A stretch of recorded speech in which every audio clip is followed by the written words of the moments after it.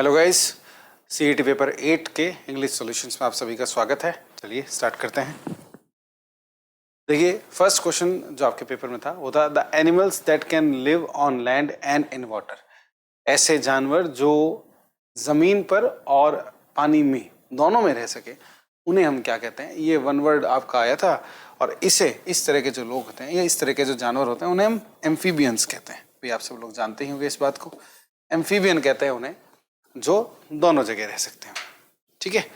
उसके बाद में एंथ्रोपॉइड्स जो है वो किसी भी तरह का एप यानी कि बंदर जो ह्यूमंस से रिलेटेड हो, ह्यूमंस के जैसा दिखता हो, उसके जैसे गुण हो, ये जो चीज होती है वो होती है आपके एंथ्रोपॉइड्स के अंदर। एक्वेटिक्स और एक्वेरियन दोनों ही पानी से रिलेटेड हैं, तो ये नॉर्मल सी बात है, हमारा आंसर नहीं हो सकता। हमारा आंसर है क्या?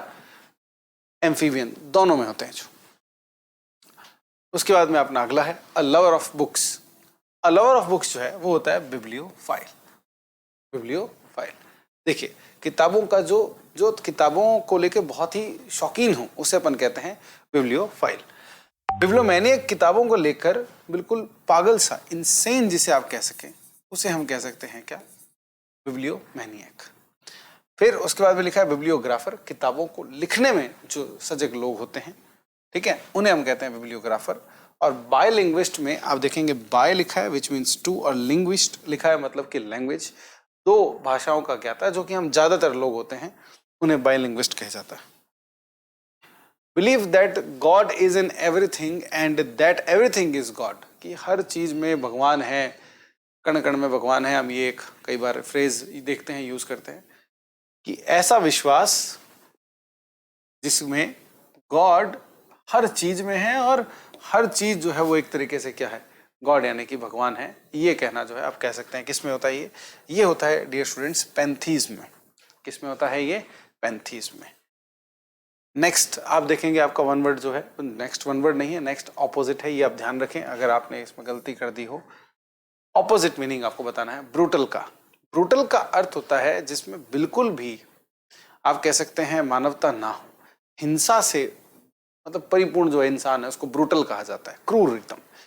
उसके लिए आपको ऑपोजिट बताना है। अब फियरलेस का अर्थ होता है निडर, तो यहां पे इसका तो कोई सेंस बनता नहीं। हिंसा ना हो जिसमें हम बोलना चाह रहे हैं वो होता है ब्रूटल, यानी कि जिसमें हिंसा बहुत ज्यादा होती है उसको हम कहते हैं ब्रूटल, और जिसमें हिंसा बिल्कुल नहीं होती है, ठीक है ना, उसे हम कहेंगे क्या? अब भाई देखिए वो ढूंढते हैं अपन। क्रिमिनल तो आप जानते हैं भी अपराधी होता है। अगला आपका एडमेंट है, और एडमेंट जो है इसका अर्थ होता है जिद्दी। इसका अर्थ होता है जिद्दी। ह्यूमेन जो शब्द है इसका अर्थ होता है काइंड, यानी कि दयालु। नॉर्मल सी बात है, हिंसा कौन नहीं करेगा? जो दयालु होगा, यानी इसका आंसर हो जाएगा आपका ये। नेक्स्ट क्वेश्चन है आपका इंडोलेंट। इंडोलेंट का अर्थ आलसी होता है। बड़ा ही सिंपल सा ये वर्ड है। आलसी का आपको ऑपोजिट बताना है। मेलेवोलेंट वो होता है जो बुरे काम करे, बुरी मंशा रखने वाला। ब्रिलियंट का अर्थ होता है दिमाग से जो बड़ा ही तेज हो, उसको ब्रिलियंट कहा जाता है। सॉल्वेंट आप जानते हैं विलायक, विलायक को आई गेस कहते हैं या विलय को कहते हैं, मतलब वही जो विलियन के अंदर यूज होने वाली जो चीजें होती हैं। डिलिजेंट वो शख्स होता है जिसे हम कहते हैं क्या? जो बहुत ही आप कह सकते हैं कंसिस्टेंसी के साथ लगातार मेहनत जो लोग करते हैं। देखो, जिनमें एक तो हार्डवर्क जो है इनमें होता है और कंसिस्टेंसी इनमें होती है। ये जब दो क्वालिटीज अगर किसी पर्सन में है तो उस पर्सन को अपन डिलीजेंट कहते हैं। मेहनती, लीन जो होता है, काम एकदम लीन होकर जो करे उसे हम कहते हैं क्या? डिलीजेंट। और वही ऑफ कोर्स इंडोलेंट का आंसर होगा, या सॉरी इंडोलेंट के लिए ऑपोजिट होगा। ये हमारे क्वेश्चन का आंसर हो जाएगा। देखते हैं अगला। आपको वॉइस को चेंज करना है गाइस, ठीक है। तो लिखा है क्या? Did he remember the date and time.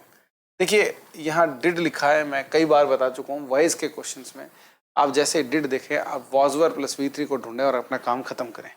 आपने देखा ये रहा वॉज, ये रहा वर, और ये यहाँ पे V3 नहीं है, ये यहाँ पे V3 है, खत्म हो गया क्वेश्चन। आप ट्रिक्स के साथ कर सकते हैं क्वेश्चंस, अगर आपको अच्छे से स्ट्रक्चर्स याद हैं तो। ट्रिक्स नहीं याद है तो फिर तो कैसे होगा। फिर अगला, the boys were digging a hole in the ground. आपको यहाँ दिख रहा है ये वॉज वर और यहाँ दिख रहा है आपको आईएनजी। बड़े ही तेजी के साथ में आपको पता होना चाहिए ये है past continuous. Past continuous change होता है, फिर से वॉज वर आता है जिसमें फिर से was were plus being plus V3। अब ऑप्शंस देखेंगे आपको was plus being plus V3 दिख रहा है और इसके अंदर तो ये पता नहीं क्या ही हो रहा है, यहाँ पे कहीं वॉज नहीं, कोई वर्ब नहीं, कुछ नहीं। और यहाँ पे हैज बीन डग, ये भी कुछ नहीं होता है, और हैज बीन डग ये भी 1 सेकेंड कुछ नहीं। आपके क्वेश्चन का आंसर आ चुका है। इतना चेक नहीं करना पड़ता है आपको जब आपको टेंस के स्ट्रक्चर्स अच्छे से याद होते हैं। अगला वॉइस है we must now deal with these problems. ठीक है, देखिए यहाँ पे मस्ट एक मॉडल का यूज हुआ है और यहाँ पे डील एक वर्ब की फर्स्ट फॉर्म का यूज हुआ है। हम सब अपनी क्लासेस के अंदर इस बात को बहुत अच्छे से याद करते हैं कि एक मॉडल के साथ हमेशा वर्ब की फर्स्ट फॉर्म आती है। और जब वॉइस चैप्टर की बारी आती है तो वॉइस चैप्टर में हम इस बात को पढ़ते हैं कि मॉडल के साथ जब भी V1 आता है उसको आप जब पैसिव में कन्वर्ट करते हो तो ये चेंज हो जाता है model plus B plus V3 में, राइट। तो model plus B plus V3 में जब इसको आप चेंज करोगे और ढूंढोगे तो दिख रहा है मॉडल B V3। यहाँ तो दिखा मॉडल B V1 ING, ये नहीं हो सकता। मॉडल और B नहीं है, फर्स्ट फॉर्म है, ये गलत हो गया। और यहाँ तो मॉडल ही दूर दूर तक गायब हो गया। तो इस क्वेश्चन का आंसर यहाँ सीधे सीधे ये जो मॉडल B और V3 आपको दिख रहा है उसके कारण आंसर ये हो जाएगा। आई होप आपको समझ में आया होगा। आप चाहे तो इसका स्क्रीनशॉट ले सकते हैं, मैं स्क्रीन से हट जाता हूँ। एंड इन केस अगर आपको ये बात ना समझ में आई हो तो आप जरूर कमेंट में लिखें और मैं आपको जरूर इसका रिप्लाई करूंगा। नेक्स्ट क्वेश्चन देखते हैं। ये नेक्स्ट क्वेश्चन लिखा है आपको डायरेक्ट या इनडायरेक्ट नरेशन यहाँ पे जो है वो करके दिखाना है, right. The boy said Bravo you have done well. Boy ने कहा यू हैव डन वेल। ठीक है, देखिए आप जब नरेशन की क्लासेस के अंदर इस बात को सीखते हैं कि जब भी एक्सक्लेमेटरी सेंटेंसेस में ब्रावो शब्द को हम देखते हैं तो उसे हम चेंज करते हैं किसमें, अपलॉड में। किसमें चेंज करते हैं हम इसको, अपलॉड में। वर्ब वाली जगह पे हम अपलॉड को ढूंढेंगे और क्योंकि यहाँ पे सेड लिखा है हम अपलॉड का भी सेकंड फॉर्म देखेंगे विच इज अपलॉडेड, और जो हमको यहाँ पे क्लियरली दिख रहा है। फिर भी आप आगे इसको चेक कर सकते हैं और आपके लिए चीजें इजी हो जाएंगी।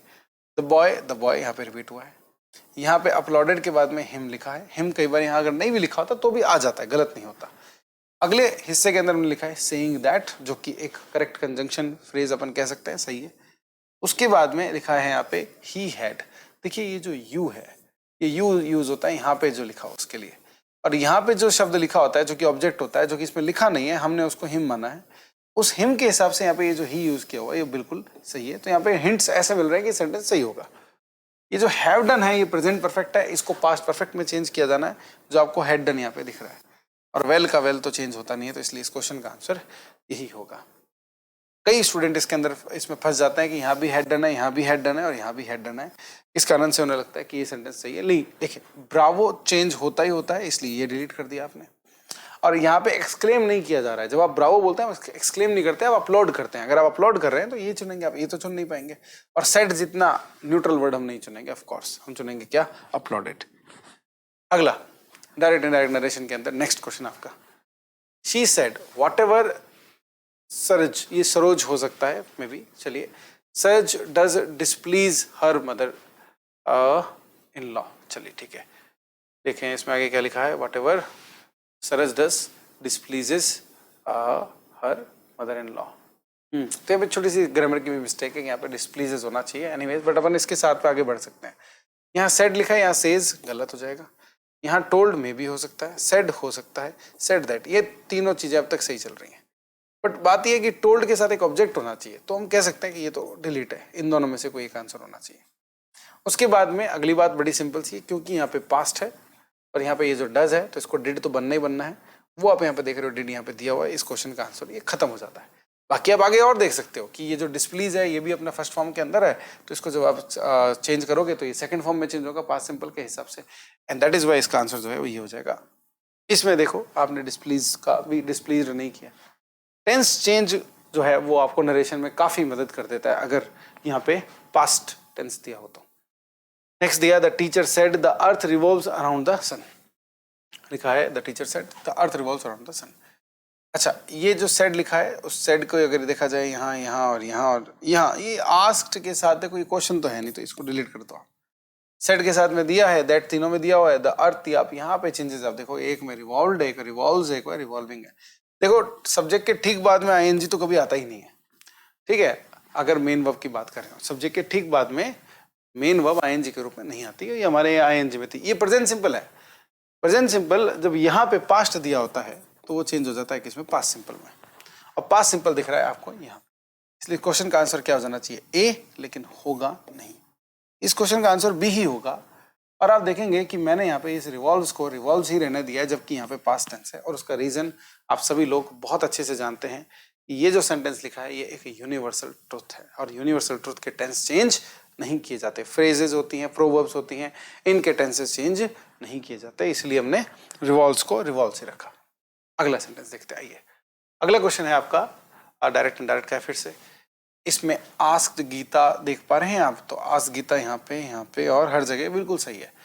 आस्क के बाद में जो कंजंक्शन है वो आपको इफ या वेदर दिखता है, इसमें सब में वेदर दिया हुआ है, इसलिए हमारे लिए कोई चीज इजी नहीं बन रही है। ये जो यू है, ये यू हमेशा यूज होता है इस जगह जो लिखा होता है, वर्ब के बाद ऑब्जेक्ट वाली जगह पे जो लिखा होता है उसके लिए यू होता है। ये एक लड़की का नाम है, इसलिए ये जो यू है ये 100% शी में चेंज होगा।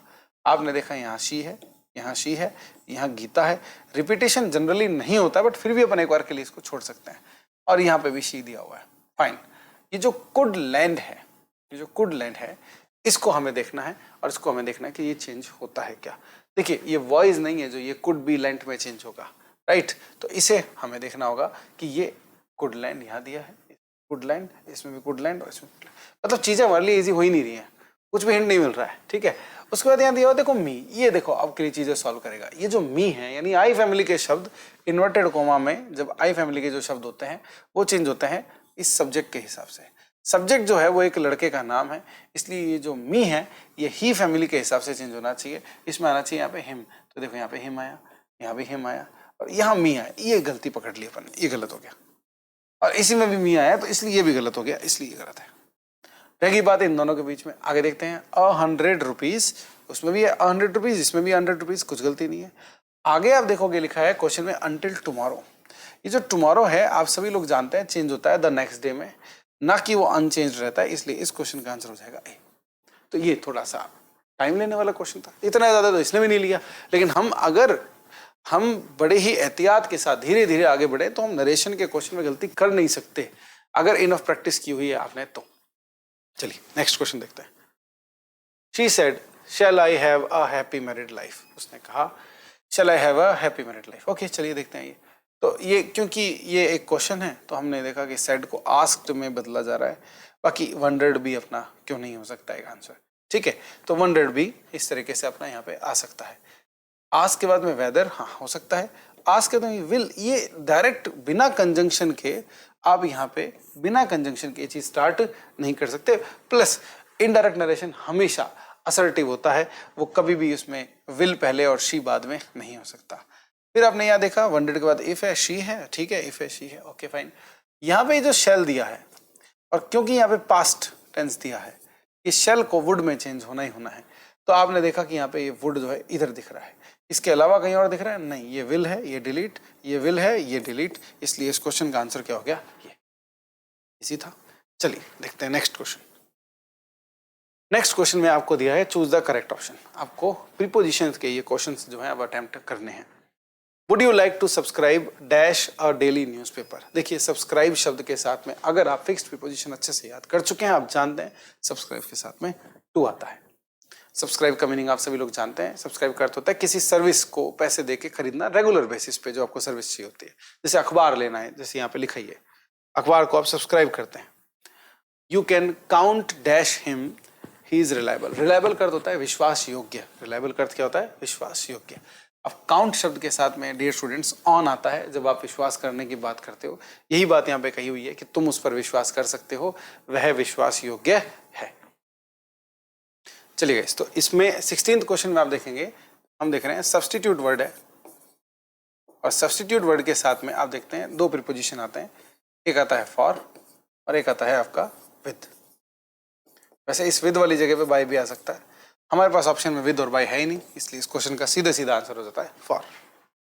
देखते हैं next. We are willing to forgive them dash their crimes. देखिए फॉरगिव के साथ में फॉर प्रीपोजिशन का यूज किया जाता है। फॉरगिव के साथ में फॉर प्रीपोजिशन का यूज किया जाता है। ये रहा हमारे क्वेश्चन का आंसर। नेक्स्ट है, what do you get when you subtract 9 25। देखिए सब्सट्रैक्ट के साथ में नॉर्मल सी बात है, हिंदी में भी आप बोलेंगे घटाने के लिए तो से शब्द आता है, तो सब्ट्रैक्ट समथिंग फ्रॉम समथिंग होता है। ये आपका क्वेश्चन का आंसर हो जाएगा। Who paid dash my dinner। देखिए पे के साथ में फॉर प्रीपोजिशन आती है, ये फिक्स चीजें याद करनी होती है आपको, अगर अच्छे से याद की हुई है तो क्वेश्चन का आंसर एक बार में दे सकते हैं। नेक्स्ट क्वेश्चन आप देखेंगे, लिखा है why argue dash such a small thing. देखिए आर्ग्यू के साथ में हम यूज करते हैं कौन सा, ऑन प्रीपोजिशन। ये आपका सीधे सीधा आंसर हो जाएगा, आपको याद होना चाहिए आर्ग्यू के साथ ऑन आता है। तो ये थे पेपर 8 के सॉल्यूशंस। अब आप मिलेंगे, हम मिलेंगे नेक्स्ट वीडियो में पेपर 9 के सॉल्यूशंस के साथ। Thank you so much.